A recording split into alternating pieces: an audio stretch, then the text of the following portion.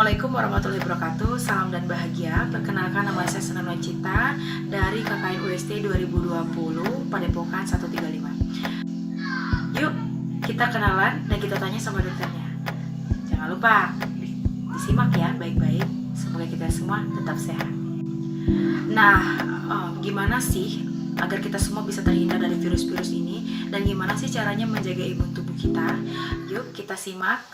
Halo Sobat Sehat, jumpa lagi dengan saya Dr. Sung. Nah, video kali ini saya akan bahas tentang bagaimana sih caranya meningkatkan sistem imun.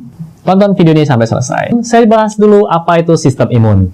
Nah, sistem imun sendiri adalah sistem kekebalan tubuh kita untuk melindungi tubuh dari benda asing, termasuk kuman seperti bakteri, virus, racun, dan lain-lain.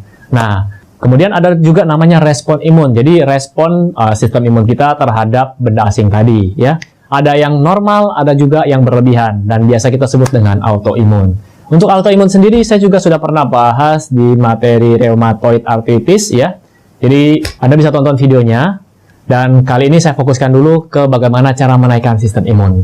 Dan mungkin buat Anda yang masih bingung dengan penjelasan saya yang tadi, saya ibaratkan seperti ini. Di sebuah kota atau di satu negara ada sistem pertahanan. Nah, tentu saja untuk mempertahankan negara atau kota tersebut. Nah, biasanya siapa yang bertugas? Ada tentara di sana. Nah, di tubuh kita pun ada namanya tentara yang kita sebut. Kalau ada sistemnya itu namanya sistem kekebalan tubuh atau sistem pertahanan tubuh. Kurang lebih seperti itu penjelasannya. Jadi begitu ada bakteri yang masuk, ada sel-sel tubuh kita yang bertugas membunuh bakteri tersebut.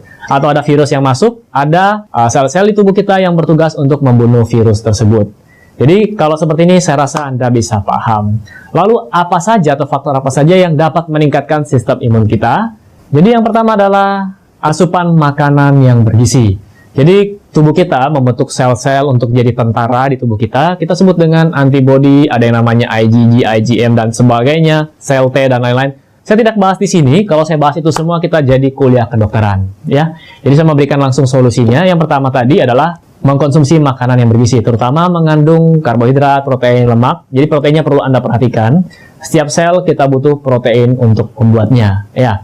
Kemudian yang kedua adalah tidur dan istirahat yang cukup. Nah, untuk tidur sendiri saya pernah bahas di video saya sebelumnya. Jadi tidur akan mempengaruhi tubuh kita, baik itu cara berpikir, konsentrasi, kemudian salah satunya adalah sistem kekebalan tubuh. Jadi kalau kita kurang tidur, sistem kekebalan tubuh kita akan menurun. Dan bukan hanya resiko terkena penyakit terinfeksi virus, bakteri, juga ke arah cancer. Nah, kemudian yang ketiga adalah hindari stres. Nah, kalau ngomong-ngomong soal stres, saya sudah banyak sekali bahas tentang stres di video-video saya sebelumnya. Stres ini dapat membuat sistem kekebalan tubuh kita juga kacau, sistem hormonal, kemudian sistem saraf, dan lain-lain.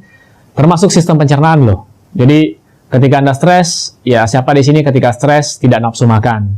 Atau siapa di sini ketika stres, nafsu makannya malah naik? Jadi, semua sistem dalam tubuh kita juga akan ikut kacau ketika kita stres. Loh dok, kan kita hidup butuh tantangan. Ya, kalau stresnya sewajarnya dan Anda bisa manajemen stres Anda itu bagus. Jadi bukan berarti Anda tidak boleh stres sama sekali, bukan seperti itu. Ya, Anda perlu mengelola stres Anda. Kemudian yang selanjutnya adalah rutin olahraga. Nah, mereka-mereka yang rutin olahraga mempunyai fisik, mempunyai daya tahan tubuh lebih baik dibandingkan mereka yang mager, malas gerak. Jadi hanya tiduran, hanya duduk aja main komputer, main HP, ya. Jadi mereka yang punya aktivitas fisik rutin, berolahraga, minimal seminggu 3-4 kali Anda bisa lakukan. Kalau tanya berapa lama? Ya, tergantung waktu Anda. Jadi, saya sarankan sih buat Anda ya, yang secara umum Anda bisa lakukan jalan cepat sekitar 45 menit sampai 1 jam. Kalau olahraga yang lainnya sesuaikan dengan kondisi fisik Anda, sesuaikan dengan usia Anda. Jadi, jangan terlalu dipaksakan juga, jangan sampai Anda sakit karena Anda terlalu overtraining. Selanjutnya, hindari rokok dan alkohol. Kalau ini saya rasanya sudah tidak perlu jelasin panjang lebar, Anda semua sudah tahu. Kemudian, bersihkan gigi Anda.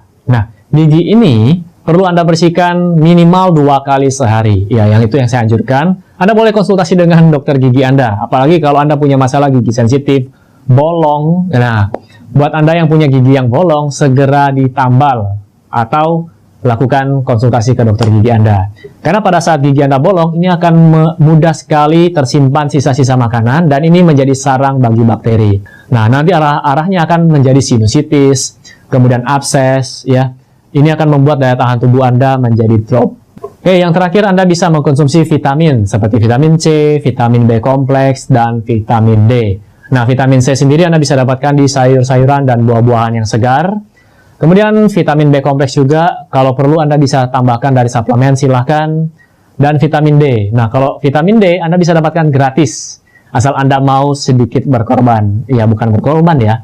Anda keluar jalan-jalan sebentar terkena sinar matahari, jangan gunakan sunblock untuk dapatkan vitamin D-nya. Oke, itu saja yang bisa saya berikan pada video kali ini, dan semoga informasi ini dapat bermanfaat. Seperti biasa, buat Anda yang sedang mencari produk-produk yang mendukung gaya hidup sehat, silakan kunjungi boxsehat.com. Dan sampai jumpa di video saya selanjutnya. Salam hebat luar biasa.